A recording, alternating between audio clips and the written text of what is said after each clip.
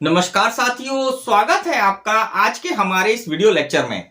मित्रों, आज के इस वीडियो लेक्चर में हम चर्चा करेंगे एमपी अकोमोडेशन कंट्रोल एक्ट 1961 का जो अध्याय 4 है, चैप्टर 4 है, जो प्रावधान करता है भाड़े के निक्षेप के संबंध में डिपॉजिट ऑफ रेंट से रिलेटेड प्रोविजंस है, जो कि सेक्शन 24 से लेकर सेक्शन 27 तक प्रोवाइडेड है। और इसी के साथ साथ आज के इस वीडियो लेक्चर में हम चैप्टर 5 जो है, अध्याय 5 जो है, जिसमें भाड़ा नियंत्रक प्राधिकारी की नियुक्ति, उनकी शक्तियां, कृत्य और भाड़ा नियंत्रक प्राधिकारी के आदेशों की अपीलों से संबंधित प्रावधान जो है आज के इस वीडियो लेक्चर में देखेंगे। मित्रों, आज का ये वीडियो लेक्चर जो है बहुत ही इंपॉर्टेंट वीडियो लेक्चर है, क्योंकि इन दोनों चैप्टर से जो है कई बार जो है क्वेश्चन आते हैं एग्जाम में, कई बार जो है यहां से क्वेश्चन आते रहते हैं। तो मित्रों, शुरू करते हैं आज का यह interesting and knowledgeable video lecture. मित्रों, सेक्शन 24 के अंतर्गत धारा 24 के अंतर्गत संदत्त किए गए भाड़े के लिए रसीद का दिए जाने के संबंध में प्रावधान किए गए हैं कि अगर कोई अभिधारी जो है अपने भूस्वामी को किराया अदा करता है, तो ऐसे भूस्वामी का यह कर्तव्य है कि वह उस किराए के लिए जो है रसीद जो है अपने अभिधारी को देगा। लेकिन अगर ऐसा भूस्वामी रसीद नहीं देता है, तो जिस तारीख को ऐसे अभिधारी ने किराया अपने भूमि स्वामी को दिया है, उस तारीख से 2 माह के भीतर जो है आरसीए के समक्ष, रेंट कंट्रोल अथॉरिटी के समक्ष जो है कंप्लेंट दायर की जा सकती है। आरसीए से यह जो है आवेदन किया जा सकता है कि भूस्वामी जो है उसे रसीद नहीं देता है। तो ऐसी कंडीशन में आरसीए क्या करेगा? आरसीए जो है इस बात की जांच कर अगर वह पाता है कि भूस्वामी रसीद नहीं दे रहा है, तो भूस्वामी के ऊपर जो है वो जितना किराया अभिधारी ने भूस्वामी को अदा किया है, उसके दुगनी राशि तक का जो है प्रतिकर लगा सकता है और नुकसानी के रूप में ऐसे अभिधारी को अदा करने के लिए कह सकता है। इसी के साथ साथ जो है आरसीए एक सर्टिफिकेट जारी करेगा, जिसमें यह उल्लेख होगा कि अभिधारी ने जो है अपने भूस्वामी को इस माह का किराया अदा कर दिया है।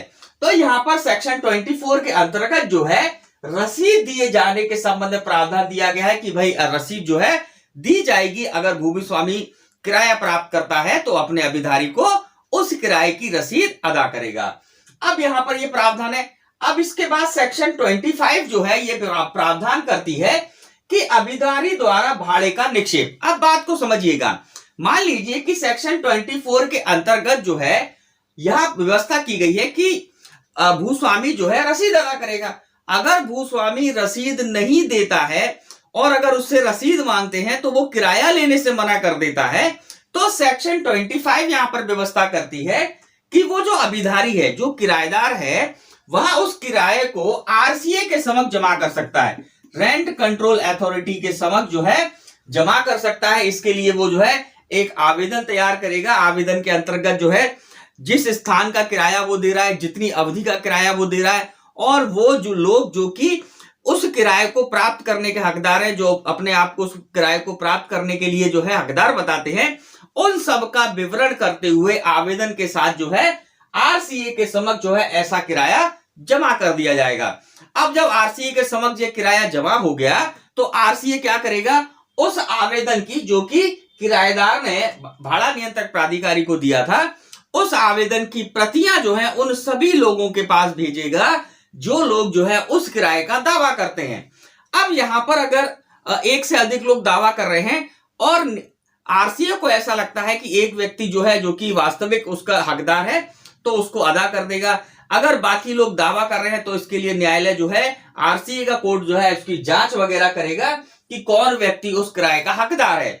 अब इसी के साथ साथ इस सेक्शन में यह भी प्रावधान दिया गया है कि मान लीजिए कि किराएदार जो है वह अपने भूस्वामी को परेशान करने के लिए इस कार्रवाई का उपयोग कर रहा है, तो ऐसी कंडीशन में इस सेक्शन के अंतर्गत जो है ऐसे किराएदार के ऊपर जो है 2 मास तक के भाड़े तक का जो है जुर्माना लगाया जा सकता है, और इस जुर्माने में से कुछ राशि जो है भूस्वामी को प्रतिकर के रूप में दी जा सकती है। और इसी के साथ साथ इसमें यह भी प्रावधान किया गया है कि अभिधारी जो भूस्वामी है वह जानबूझकर ऐसा कर रहा है, वह जानबूझकर जो है रसीद नहीं देता है, और इसी के साथ साथ उसने जो है जब रसीद मांगी गई तो किराया लेने से मना कर दिया, तो ऐसी कंडीशन में यहां पर अगर ये पाया जाता है तो आरसीए यहां पर क्या कर सकेगा, यहां पर भूस्वामी के ऊपर भी जो है ऐसा जुर्माना अधिरोपित कर सकेगा जो कि 2 माह के किराए के बराबर होगा, और उस किराए की राशि में से जो है, उस जुर्माने की राशि में से अगर वो आरसीए उचित समझता है तो उसमें से कुछ कंपनसेशन के रूप में जो है अभिधारी को अदा करने के लिए निर्देश दे सकता है। तो यहां पर सेक्शन 24 और 25 के अंतर्गत जो है ये प्रावधान किए गए हैं। इस सेक्शन में जो है मेन अधिकारी जो है आरसीए। ध्यान रखिएगा, एग्जाम में क्वेश्चन आएगा कि रसीद अदा ना करने पर जो है क्या कार्रवाई की जा सकती है, तो आरसीए को आवेदन किया जा सकता है, आरसीए को शिकायत की जा सकती है, आरसीए के पास जो है किराया जमा किया जा सकता है। ये सारे प्रावधान यहां पर हैं। अब हम देखते हैं सेक्शन 26 और 27 में क्या उल्लेख किया गया है। मित्रों, सेक्शन 26 के अंतर्गत धारा 26 के अंतर्गत निक्षेप करने की समय की परिसीमा का उल्लेख किया गया है। बात को समझिएगा, सेक्शन 25 में यह उल्लेख किया गया है कि जो किराएदार है, जो अभिधारी है, वह उस स्थिति में जब भूस्वामी जो है उसे उस किराए की रसीद नहीं दे रहा है तो वह आरसीए को जमा करेगा, किराया आरसीए के पास किराए को जमा करेगा। लेकिन वो टाइम पीरियड क्या है जिसके भीतर जो है किराया जमा किया जाएगा, तो इसके लिए समझिएगा, इसमें यह उल्लेख किया गया है कि जिस तारीख को भाड़ा संदाय करना है, जिस तारीख तक भाड़े को देना है, उस तारीख से 21 दिन के भीतर, ध्यान दीजिएगा 21 डेज के भीतर जो है आरसीए को, रेंट कंट्रोल अथॉरिटी को ऐसा किराया जमा करना है, तभी जो किराया जो है विधिपूर्ण निक्षेप किया गया किराया माना जाएगा। अब यहां पर यह भी उल्लेख किया गया है कि अगर ऐसे निक्षेप में जो अशुद्धियां हैं, मतलब गलत जानकारी के साथ जो है ऐसा जमा किया जा रहा है, निक्षेप किया जा रहा है, तो यहां पर जो है आरसीए इस कंडीशन में जो है ऐसे अभिधारी की या उसकी जो है क्या काट देगा, प्रतिरक्षा समाप्त कर देगा और उसके तहत कार्रवाई करेगा। तो यहां पर मेन बात जो है एग्जाम के लिए इंपॉर्टेंट जो है 21 दिन है कि 21 डेज के भीतर जो है जिस तारीख को किराया संदत्त करना है उसके 21 दिन के भीतर किराया जो है आरसीए के समक्ष जमा किया जा सकता है। अब यहां पर सेक्शन 20 में ये सारी बातें हो गई। अब इसके बाद जो सेक्शन 27 है, धारा 27 है, ये कहती है भाड़े के प्रतिग्रहण के बारे में प्राप्ति और निक्षेप भाड़े का संप्रहण। बात को समझिएगा कि इस सेक्शन में मोस्ट ऑफ जो इंपॉर्टेंट बात है वो यही है कि भाई कितने समय के भीतर उस भाड़े को ऐसे भूस्वामी को जो है आरसीए से कलेक्ट कर लेना है। अगर उतने समय के भीतर कलेक्ट नहीं करेगा, प्राप्त नहीं करेगा, विड्रॉल नहीं करेगा, तो वह जो किराया आरसीए के पास जमा है वह सरकार को फोरफिट हो जाएगा, सरकार को चला जाएगा। तो यहां पर जो है टाइम पीरियड है 5 वर्ष की अवधि।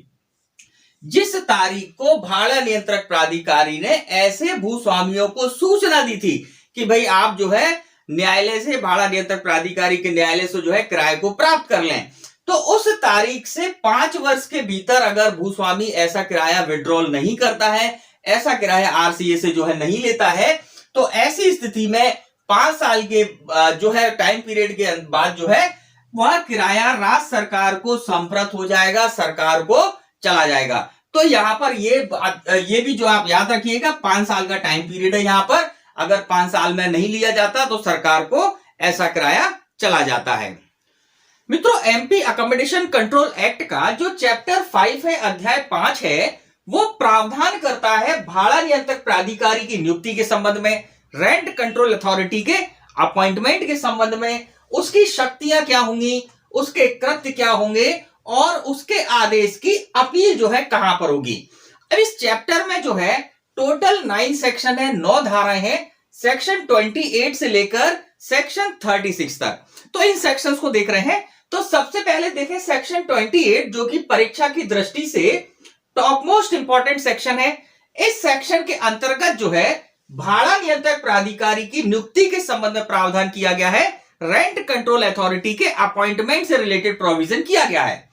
इस सेक्शन के अनुसार भाड़ा नियंत्रक प्राधिकारी की नियुक्ति कलेक्टर करेंगे। ध्यान रखिएगा, कौन करेंगे? कलेक्टर करेंगे। राज्य सरकार की सहमति से, राज्य सरकार की परमिशन से कलेक्टर जो है यहां पर भाड़ा नियंत्रक प्राधिकारी की नियुक्ति करेंगे। और किस व्यक्ति को कर सकेंगे? तो यहां पर इंपॉर्टेंट बात है, ध्यान रखिएगा कि डिप्टी कलेक्टर की पद श्रेणी से अनिम्न पद श्रेणी के अधिकारी को जो है कलेक्टर यहां पर क्या कर सकता है? उसे भाड़ा नियंत्रक प्राधिकारी के रूप में नियुक्त कर सकता है। अब एक जिले में जो है एक भाड़ा नियंत्रक प्राधिकारी की नियुक्ति की जा सकती है, और अगर जिला बड़ा है तो एक से अधिक जो है भाड़ा नियंत्रक प्राधिकारी की नियुक्ति जो है की जा सकती है। तो यहां पर सेक्शन 28 को आपको ध्यान रखना है। एग्जाम में सेक्शन भी पूछ ली जाती है कि भाड़ा नियंत्रक प्राधिकारी की नियुक्ति किस धारा के अंतर्गत की जाती है, कौन वो प्राधिकारी है जो नियुक्ति करता है, तो कलेक्टर है, ध्यान रखिएगा। और किस स्तर के व्यक्ति को या किस स्तर के अधिकारी को जो है कलेक्टर भाड़ा नियंत्रक प्राधिकारी नियुक्त कर सकता है, तो डिप्टी कलेक्टर की पद श्रेणी से अनिम्न पद श्रेणी का ऐसा व्यक्ति नहीं होना चाहिए। क्लियर है यहां पर। अब इसके बाद आगे देखते हैं सेक्शन 29। सेक्शन 29 जो है भाड़ा नियंत्रक प्राधिकारियों की शक्तियों का उल्लेख करते हैं कि जो रेंट कंट्रोल अथॉरिटीज हैं इनके पावर्स क्या होंगे, उनकी शक्तियां क्या होंगी।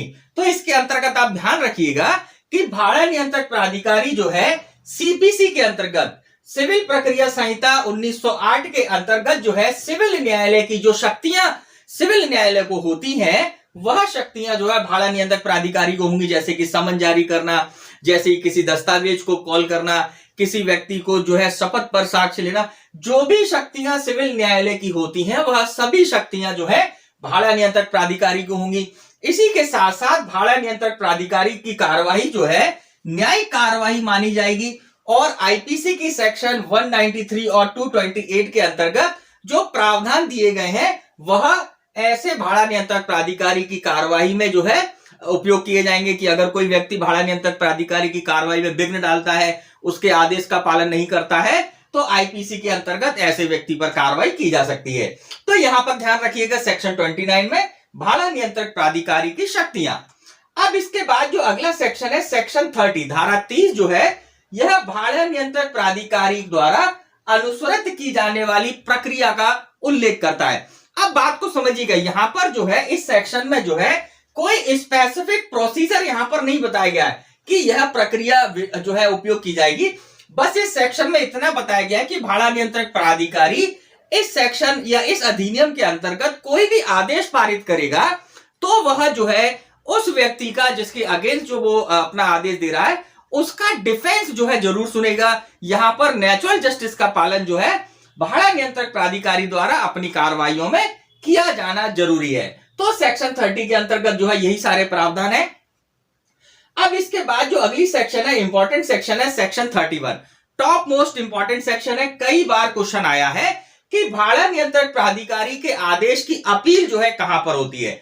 तो भाड़ा नियंत्रक प्राधिकारी के आदेश की अपील जो है जिला न्यायाधीश या फिर अपर जिला न्यायाधीश, जिस जिला न्यायाधीश या अपर जिला न्यायाधीश के क्षेत्र अधिकारिता के अंतर्गत वह भाड़ा नियंत्रक प्राधिकारी है, तो उस भाड़ा नियंत्रक प्राधिकारी के आदेश की अपील जो है कहां होगी, जिला न्यायाधीश को हो सकेगी या फिर अपर जिला न्यायाधीश एडिशनल जो है डिस्ट्रिक्ट जज होते हैं उसके वहां हो सकेगी। और कितने दिन के भीतर, इंपॉर्टेंट बात है ध्यान रखिएगा, 30 दिन के भीतर।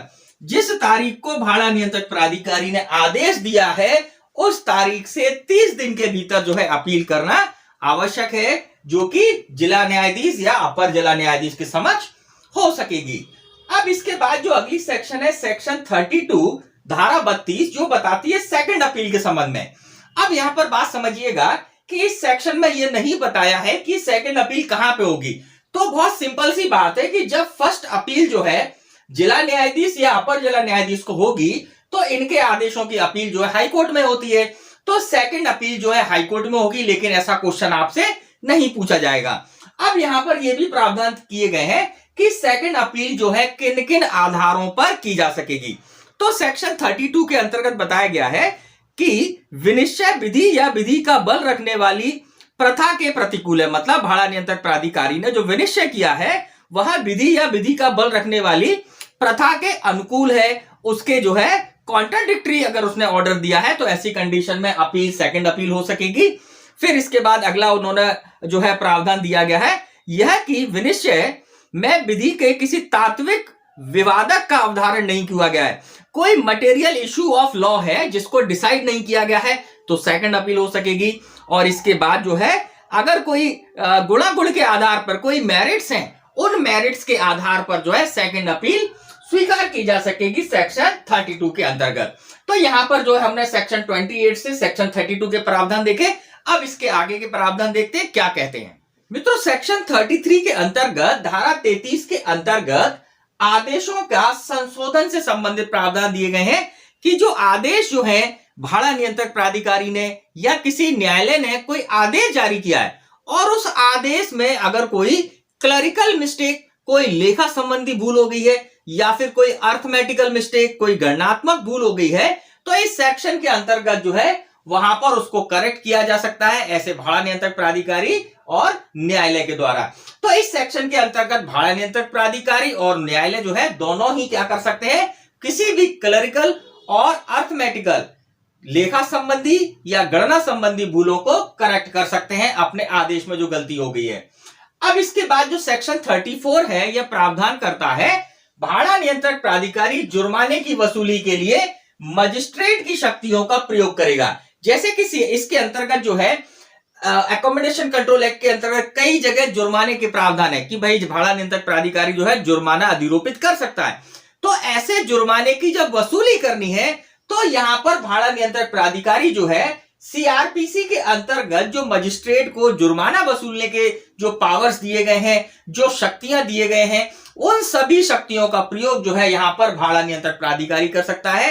सीआरपीसी की सेक्शन 421 के हद से लेकर सेक्शन 424 तक की सेक्शन जो है यह जुर्माने की वसूली के संबंध में प्रावधान है और ये सारे के सारे प्रावधान जो है यहां पर इस सेक्शन में जो है भाड़ा नियंत्रक प्राधिकारी जो है इनका उपयोग कर सकता है ऐसे जुर्माने की वसूली के लिए।